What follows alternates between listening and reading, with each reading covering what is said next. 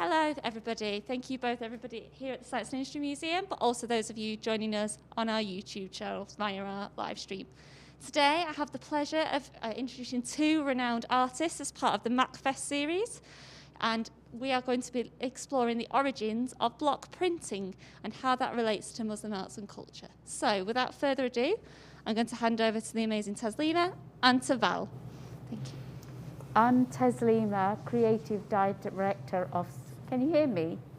Otherwise, I'm Taslima, Creative Director of CDM, and Val and me, we are the co-founder of CDM.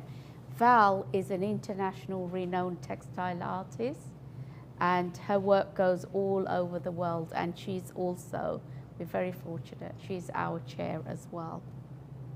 So Val, and we're going to talk a little bit about how block printing began. So I'm going to give it over to you, Val. Okay. Well, today is going to be just a very short introduction to block printing. So I'm going to talk to you about how block printing is done, and some existing block prints that are sort of on sale and used, and then different ways you can use block printing in a craft way. So I've got some. First of all, I've got some existing examples here. These are from my collection, and these are. Did you reckon 1960s? Yeah, these are like 1960s. These are 1960s scraps, yeah. And they're made from old recycled Indian saris, yeah. And they're a bit rotten, but then they're very, very old, and these are all block prints. This one, for example, is done. It's on silk. It's done with the natural dye madder, and different mordants, which has given you 2 or 3 colours. And that is just an example of some very beautiful prints from over time. And this is a modern one, and this is also one. This is one that you could buy now in India, where you're able to go. And this is also a madder-based print. Madder is a plant-based dye, and it's basically red, but through using different substances with it, which we call mordants, you can make it print as black, lilac, pink, crimson, and you know, it just depends on which mordant you use it with. Also this is one of the Muslim designs, and one of the things that why it's a Muslim designs, in Islam we don't use figures or faces or animal, so it's all about geometric and all this calligraphy, all that kind of design. That is sort of by contrast to this, which is one of the kind of traditional designs, which contains lots of natural materials. So this is sort of one for everybody, and that is one from it's a Muslim one from Gujarat. Now, what we're going to talk about today is block printing that you can do yourself. And to do that, you use these blocks, which are hand-carved. Most of them are hand-carved in India, and you can buy all sorts of them. And these will produce all these beautiful designs. And also the wood is a fruit from fruit trees, because they're much softer to carve with. You can't just pick any kind of wood.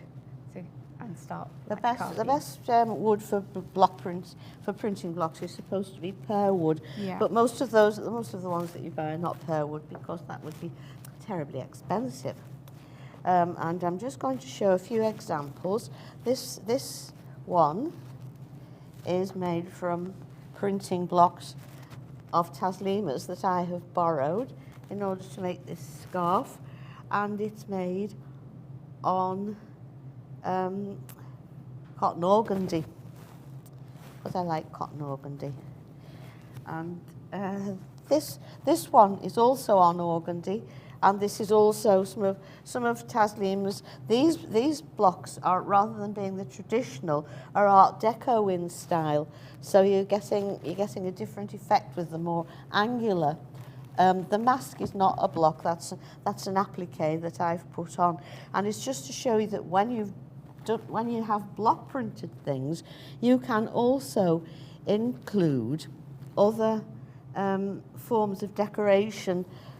Like if you're doing a scarf, you always want a nice front part, because that's what's going to show when you're wearing it.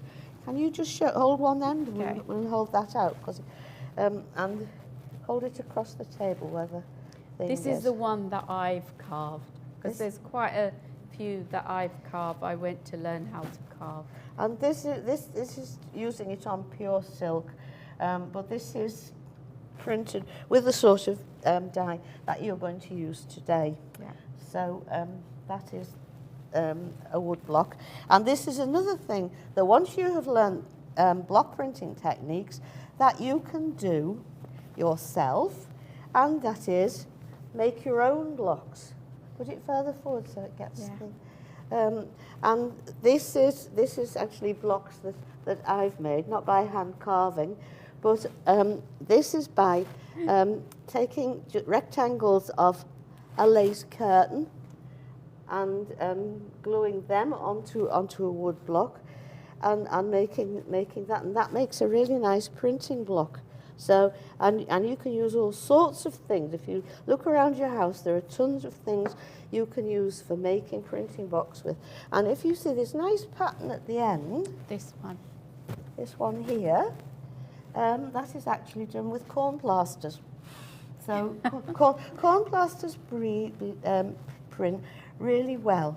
So we're just... And I just want to tell you about just to give you a little window into Val's art textile work. Well, I've already... This is her. She did a project for a museum, and then she used the block printing. You can look her up, and you'll see her everywhere.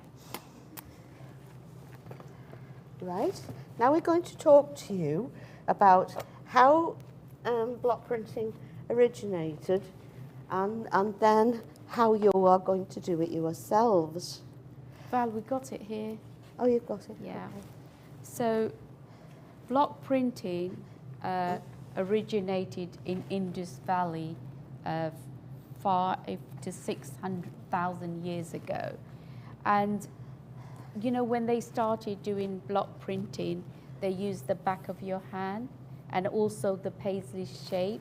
People think that paisley shape came from the fern tree. Every country has its own story about it. But when I look at it, I think this is original. Everybody has it. Everybody has their own imprint of the paisley in their hand. Do you want? Oh, you do it. Right. So you can all have a go at this. So when you print it,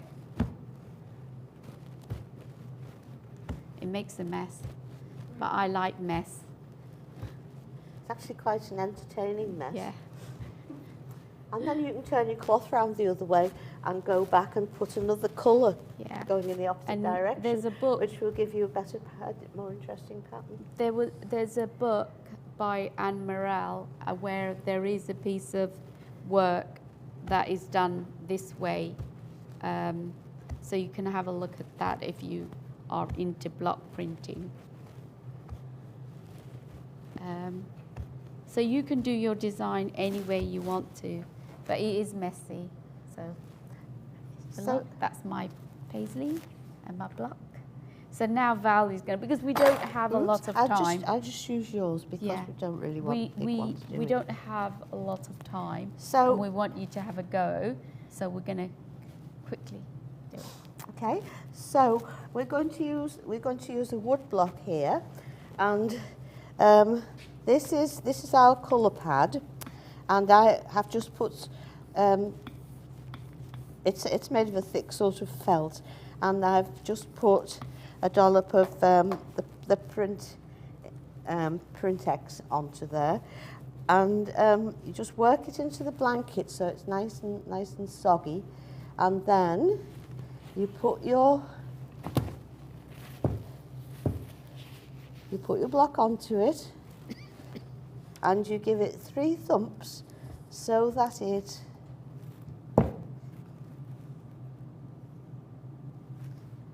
will get nice and wet all over. The front of your block has got to be wet all over.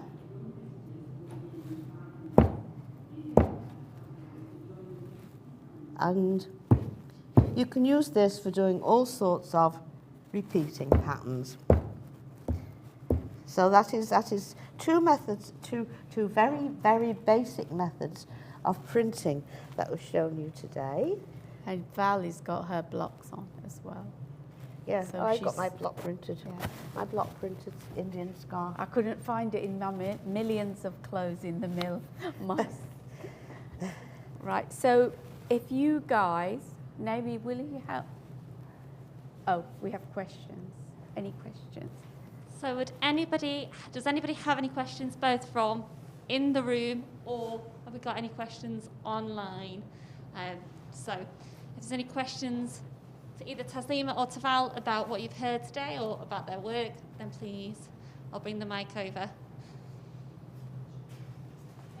So you know when you use lace to block print, could that be on any wood, or does that still need to be like the special fruit wood? No, it can be on any wood. But I think it's quite hard to get fruit wood, like the woods, like in mango tree and the lychee trees, and the trees that of South Asian origin. That's where they do the mostly carving the wood. I think it would be quite expensive to get like pear wood is good, but it's relatively rare. So I think you would find it expensive. And if you're going to carve your own, have to remember that the men who do this have had a lifetime of practice, so it would take you an awful lot of practice to get to the stage where you could make your own blocks. Yeah, because when I did the block printing when I was doing my BA, and I went to South Asia, but it took me, I went there 3 summers, and it was very, very hard. It was, I have examples which I didn't bring with, but you can come to the mill and see them, where I've made mistakes. And it was only in my final year that I got to like really perfection. Namely, there's a brown one, a big round one there, which was my final, and then, no, it's a big round one with yellow on it.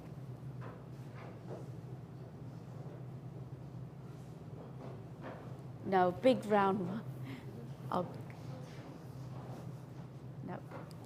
I'll come.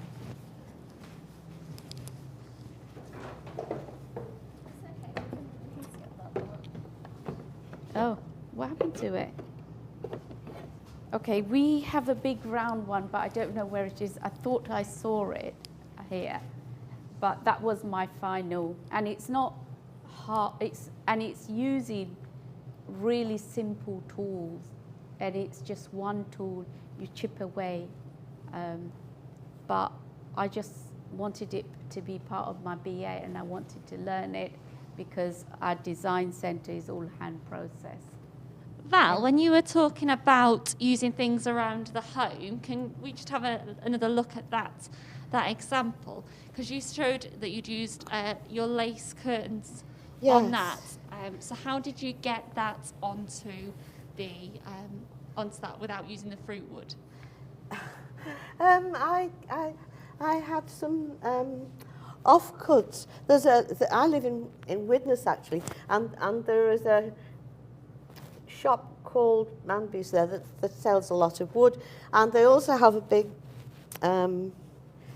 sort of container, and you can just go into all these and get all these little pieces of offcut wood. So there might only be like squares or little rectangles, and I had a pile of those. And what I did was I bought PVA, but it's not the sort of PVA that you can use with children, because that is washable, and if you use washable PVA for this, it will dissolve and come off. So I got these blocks of wood. They're just sort of offcuts off planks that, you know, and I coated them all, but it was with a commercial, like the sort of PVA that you would use for putting down your tiles.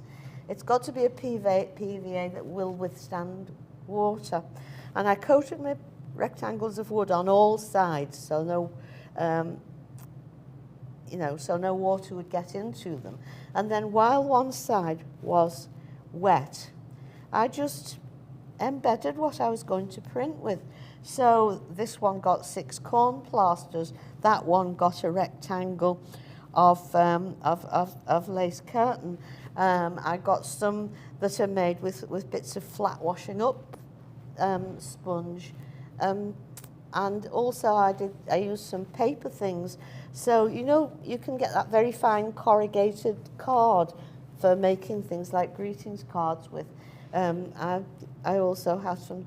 I did about 50 of them, and they're just sort of random things that were in the house, and you just got to let the PVA dry, holding them down. And then when you wash them in between uses, you must try and get them, don't put them in a bowl of water and let them get soaking, because they'll start to disintegrate. You have to kind of wash them and just try and keep them getting soggy.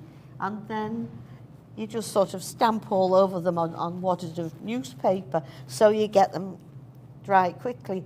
And I have some things that I'm really pleased with, that I made with my own blocks. I used to teach a class in making your own blocks and printing with them. So. Brilliant, thank you so much. I think we've got another question. Hi, I just wanted to ask about the prints that you shown from 1960s. Like, how come they stayed like so untouched? Like, they look perfect. I would never say that they're so old.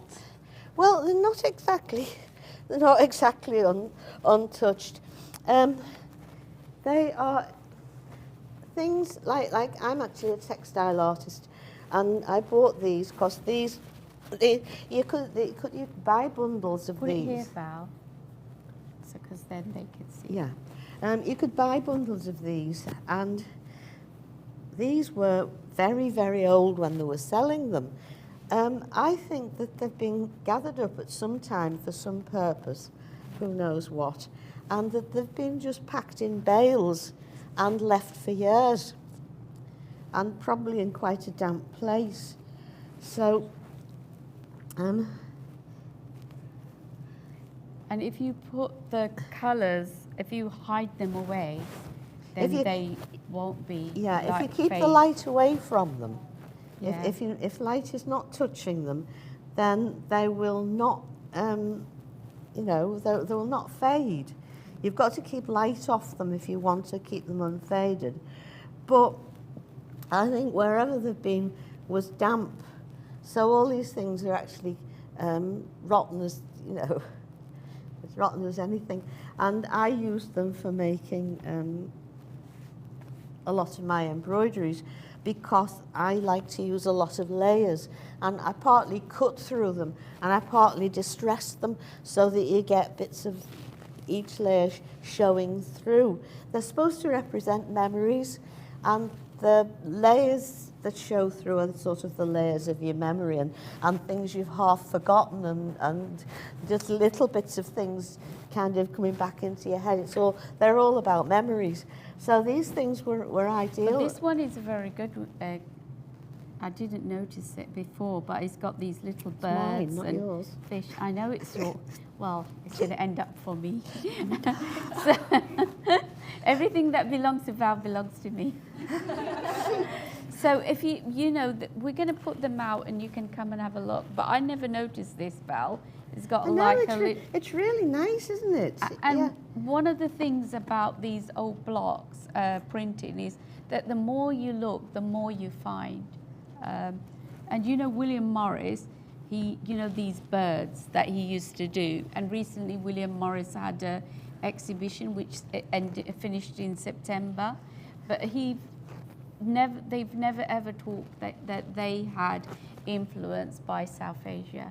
But we think that we had a television documentary that we did. And then after that, after 12 months, William Morris's exhibition, where they said it was called cross-pollination of South Asian design and British design. But when you look at these birds, you can kind of tell. And I'd never noticed this. Well, the 60s design was very much influenced by India, and India, it was very much sort of into, you know, the Beatles going to see the Maharishi and that sort of thing. And also, Liberty fabrics were incredibly influential in the 60s, and they are themselves influenced by not just India but by the East. Yeah. Eastern design was incredibly influential in the Art Nouveau movement, and the Art Nouveau movement is very influential in, you know, in the 60s design. All these things are linked together. Yeah, they're like cross-pollination of designs.